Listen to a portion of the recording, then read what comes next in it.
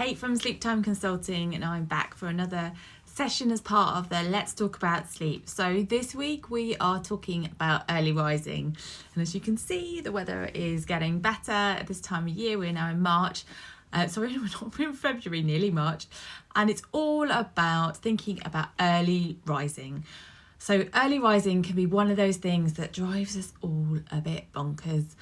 Because we, generally as adults, we like our sleep and we like to sleep into a certain time, but little ones don't always subscribe to that. So early rising in sleep consultancy terms is normally classed when a child consistently wakes up before 6 o'clock. Now, if you're talking about 5:45, that could just be just important that you notice what's going on with your child's wake up time, and if they're consistently waking early, you might want to make some slight adjustments to help them to sleep. Okay, back. So yes, hi, Kate here from Sleep Time Consulting, and today we're going to be talking all about early rising.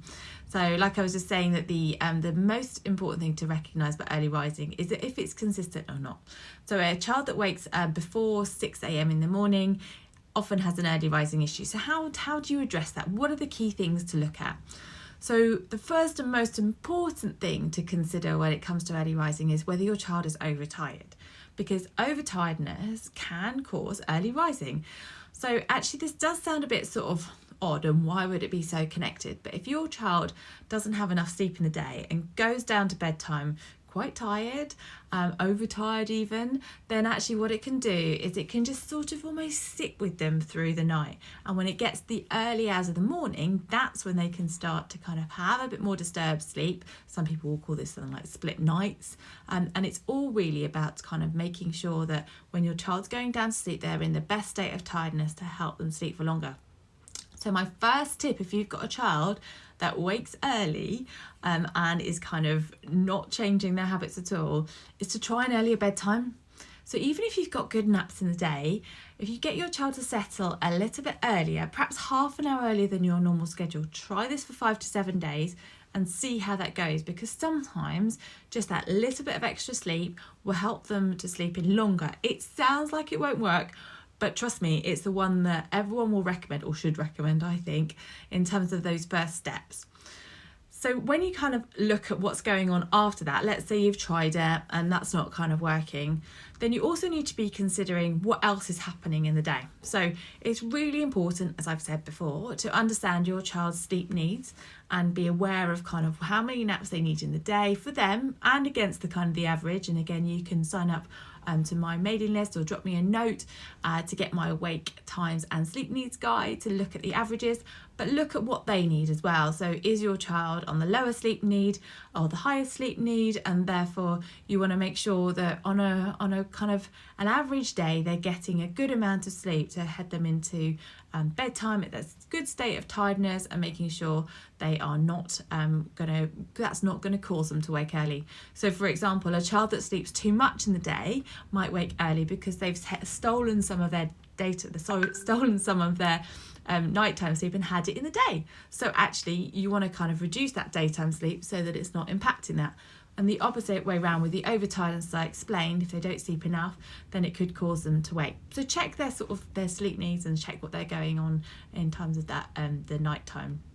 And then the next step to do, if you haven't seen any improvement of putting them to bed earlier, is to put them to bed a bit later. So we're testing out different theories. It's always kinder to give a bit more sleep than less sleep, I find. So if you have a bedtime of 7, then the second step in terms of making any changes would be to put them to bed about 7:30 and see how that goes. Notice what happens in terms of their settling, notice what happens in terms of their early rising, and see if that improves the situation in terms of everything that's going on. And then another thing that you need to consider, obviously, and it's a big one for younger babies often, is the nutrition in the day. Are they hungry? Are they waking up for that? Now, you could well be feeding them at that time. That's not kind of for me to dictate when you're feeding your child in the night, but maybe you want to think about what's happening before bedtime. Could you be giving them an extra bottle, sort of a top-up feed before bed, or a breastfeed, and see if that kind of helps them to be less hungry. Or if you've got an older child, maybe like a suppery snack, nothing too sugary, something like kind of a banana or some porridge. That can often just really kind of fill them up and help them to settle and sleep better through the night. Now, the third little tip that I'm kind of weaving in here in terms of how to kind of improve those early mornings, if you have got a consistent waker who wakes up same sort of time every day, let's say 5 o'clock, for example, you want to kind of push that back. Now, then at that time, what you want to do is consider something called a wake to sleep. This might sound a little bit bonkers, but trust me, it does work if you've run through all the other kind of options. And so what this looks like is that you can, well, there's 2 ways of doing it. I'll do the hard way first. The hard way is to set your alarm for 4:45. So you would get up and you would rouse your child gently into a state of near consciousness, like they're nearly awake. Not quite, but nearly awake. And then you would release your contact and allow them to go back to sleep, or encourage them to go back to sleep. And what you're doing is you're breaking them out of one sleep cycle and you're encouraging them to go into another one.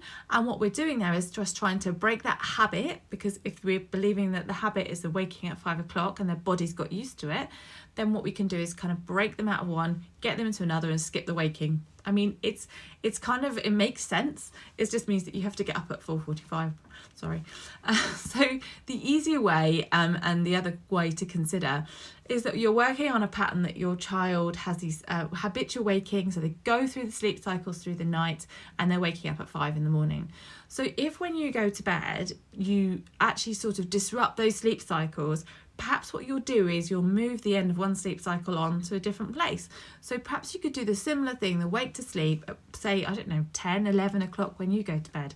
And that might help to break that habit as well. So consider that as well. There are some environmental things to think about as well. So is your child's room super cold?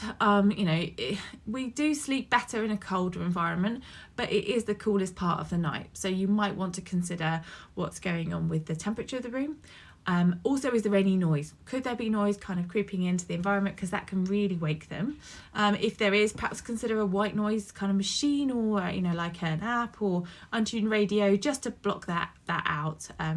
And then really massive consideration is the light levels. So any kind of light levels that will creep into the room can start the body going. It can start them to think that it's morning time. And actually you're kind of on a losing battle there. So if you've got any light creeping in, at the time that you want to change it, you kind of want to make sure that you're putting blackouts on the blackout curtains on the windows. You also want to kind of consider maybe another layer of blackout if you've got that. That could just be cardboard plastered in the places, or a travel blackout blind, which are really useful for when you go away on holiday, or kind of foil on the window as well. So darkness is definitely super important when you're trying to address the kind of the early rising issues.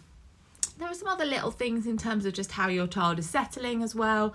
Often it can come back to the fact if your child needs a lot of help to settle, then in those early hours in the morning, and let's take the dummy as an example, it can fall out and they can find it quite easy to wake. So that's just another thing to kind of consider in terms of the fundamentals of the sleep and kind of what could be happening with that as well. But the tips that I've given you today kind of form the bedrock for the stuff that I look for when I'm helping people with early rising issues. There are often little things that your child will show you, or your routine will show you. But really, when you come round to it, you kind of need to think about your routine and how it's going to work. So the last thing I'll leave you with is what to do in the morning. So when your child wakes in the morning, the best thing you can do is try and keep them in their sleep environment until it's close to 6 o'clock, which we think is the earliest as possible. Because if we can keep our child in that sleep space and in that dark environment, then the body clock won't start. And the circadian rhythm, which is the body clock, really rules a lot of what's going on in their world. And actually, if we can keep that kind of routine of only getting up from 6 o'clock, it can really help them to re-establish what's going on.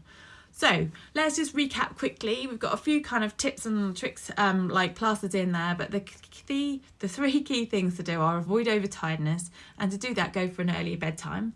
Then if that doesn't work after 5 to 7 days, then go for a later bedtime. And then if that doesn't work, then maybe go for a kind of a wake to sleep option. These are common issues, and I'll probably end up talking about it again at some point. But if you need any help with it, then please do get in touch. I would be very happy to help.